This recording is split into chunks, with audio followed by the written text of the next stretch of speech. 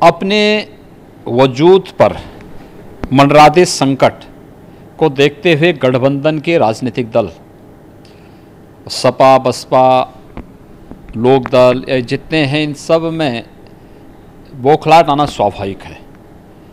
देवबंद की रैली इस बौखलाहट को ही प्रदर्शित करती है। मुझे आश्चर्य है कि देवबंद की रैली में गठबंधन के नेताओं ने, चाहे वह सुश्री मायावती जी हों या श्री अखिलेश यादव जी हों या चौधरी अजीत सिंह जी हों, इन लोगों ने पश्चिमी उत्तर प्रदेश के दंगों की चर्चा क्यों नहीं की? पश्चिमी उत्तर प्रदेश के अंदर जो अराजकता थी इनके शासनकाल में, जो गुंडागिर्दी थी, उसकी चर्चा क्यों नहीं की?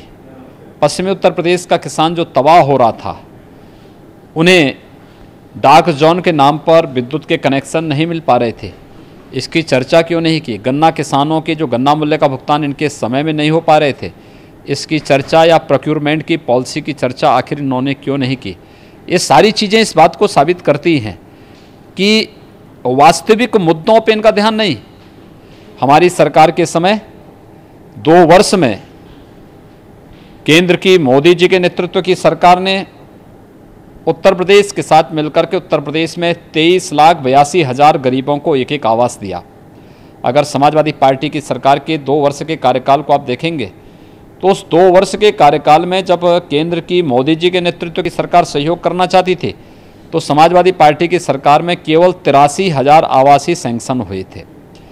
इसी प्रकार से सौभाग्य योजना में हम उत्तर प्रदेश के अंदर 1 करोड़ से अधिक गरीब परिवारों को निःशुल्क विद्युत कनेक्शन दिए हैं। 1 करोड़ 12 लाख से अधिक परिवारों को हम लोगों ने उत्तर प्रदेश में निःशुल्क रसोई गैस के कनेक्शन उपलब्ध कराए। 2.5 करोड़ से अधिक परिवारों को 2.5 करोड़ से अधिक परिवारों को एक टॉयलेट उपलब्ध हम लोगों ने गरीबों को उत्तर प्रदेश के अंदर उपलब्ध कराया।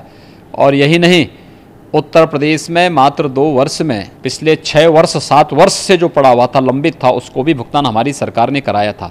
मायावती जी इस बात को क्यों भूल गई कि उनके समय में 21 चीनी मिलें औने पौने दाम पर बेची गई थी और अब वह सुप्रीम कोर्ट में मामला चल रहा है? या फिर सपा, बसपा या लोकदल के समय में वे चीनी मिलें जिनको इन्होंने जबरन बंद किया था, माफियाओं के चंगुल में फंसा करके उन चीनी मिलों को जबरन बेचने का प्रयास किया, बेचा था या बेचने का प्रयास किया था, हमारी सरकार आज उन्हें चलाने का कार्य कर रही है। आखिर ये सब चर्चाएं क्यों नहीं कर रहे थे? मुजफ्फरनगर के दंगों की चर्चा क्यों नहीं की इन्होंने? तब सपा, बसपा और कांग्रेस के लोग या लोकदल के लोग कहाँ थे? अफसोस है मुझे कि सही तथ्यों को जनता के सामने रखने का साहस इन लोगों में नहीं है। अपने पार्टी के वजूद को बचाने के लिए झूठ और फरेब का सहारा ये लोग ले रहे हैं। जनता सब जानती है कौन देश को समृद्धि और सुरक्षा दे सकता है। प्रदेश में खुशहाली, सुरक्षा और लोक कल्याणकारी योजनाओं को आम गरीब तक कौन पहुंचा रहा है, चाहे वह सामूहिक गरीब कन्याओं के सामूहिक विवाह के कार्यक्रम के माध्यम से हो, गरीबों को आवास, गरीबों को शौचालय, गरीबों को विद्युत कनेक्शन, गरीबों को रसोई गैस के कनेक्शन, या फिर वे तमाम योजनाओं को, या बहन बेटियों की सुरक्षा का मामला हो, या शासन की कार्य पद्धति में एक पारदर्शिता लाने का कार्य, ये हमारी सरकार ने बखूबी से प्रदेश के अंदर किया है। और मुझे लगता है इसका जवाब जनता इन लोगों को दे रही है। हार के बौखलाहट से इन लोगों ने गठबंधन किया है, लेकिन जनता इनको वहाँ भी बर्दाश्त नहीं करेगी, स्वीकार नहीं करेगी। 2014 में बुरी तरह परास्त किया था, 2017 में बुरी तरह परास्त किया था। बहुजन समाजवादी पार्टी 2014 में 0 पर थी, इस बार भी फिर 0 पर जाएगी। समाजवादी पार्टी पिछली बार 5 सीट फरेब के कारण, हेराफेरी के कारण जीत गई थी। इस बार वह भी जीतने के लिए उसको संकट उठाना पड़ेगा, बहुत भारी संकट उसके सामने होगा। और मुझे लगता है कि लोकदल पिछले बार भी 0 था, तो स्वाभाविक रूप से इस बार भी 0 से आगे कितना बढ़ पाएगा अनुमान लगा सकते हैं। मुझे लगता है पार्टी प्रदेश के अंदर परिणाम देने के लिए और जनता भी इस प्रकार का जनादेश देने के लिए तैयार है। कल परसों मैं भी जा रहा हूँ, शेष जवाब वहाँ पे अवश्य दूंगा। देखिए, सत्ता का नशा हम पे नहीं है। हम तो गांव, गरीब, किसान, नौजवान, महिलाएं और समाज के प्रत्येक वर्ग की बात करते हैं।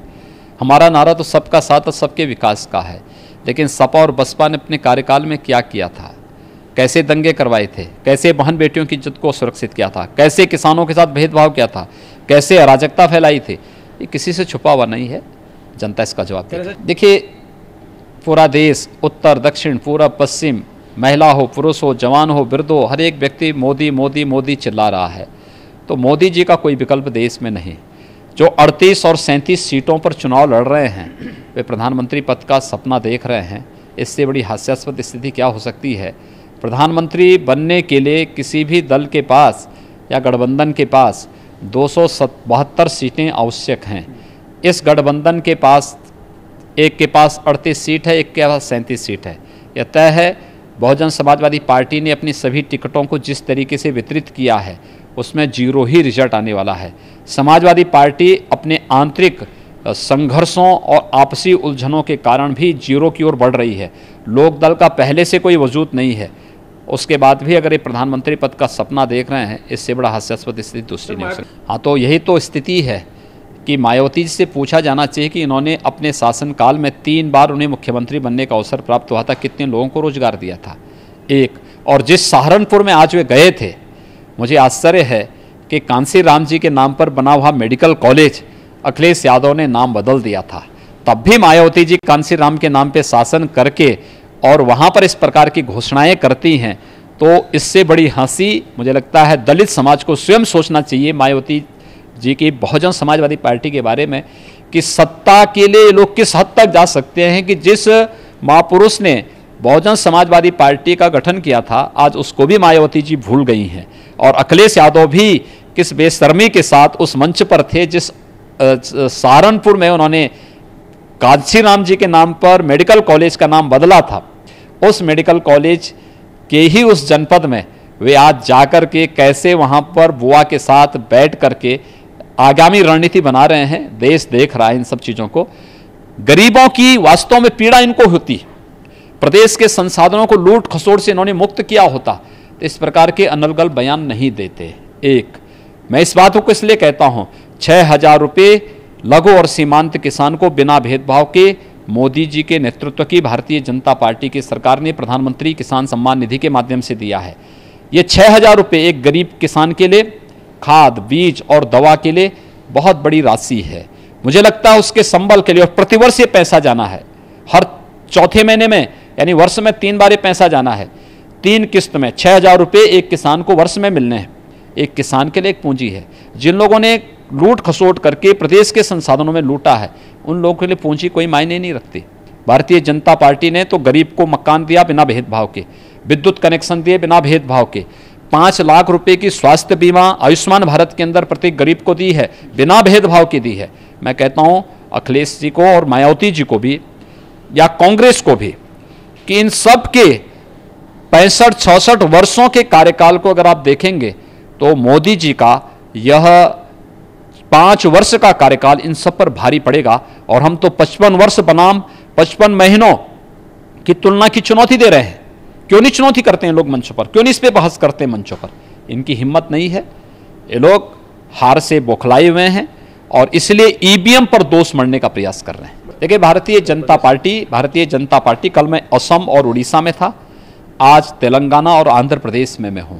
भारतीय जनता पार्टी के पक्ष में आम जन के मन में जो भाव है, जिस प्रकार की लहर है मोदी जी के प्रति, उनकी ईमानदारी, देश के प्रति उनकी निष्ठा, देश की सुरक्षा, देश की समृद्धि के लिए जिस निष्ठा के साथ मोदी जी ने इस अभियान को आगे बढ़ाया है, मुझे लगता है कि आम जन प्रधानमंत्री के रूप में मोदी जी को एक बार फिर से देखना चाहता है।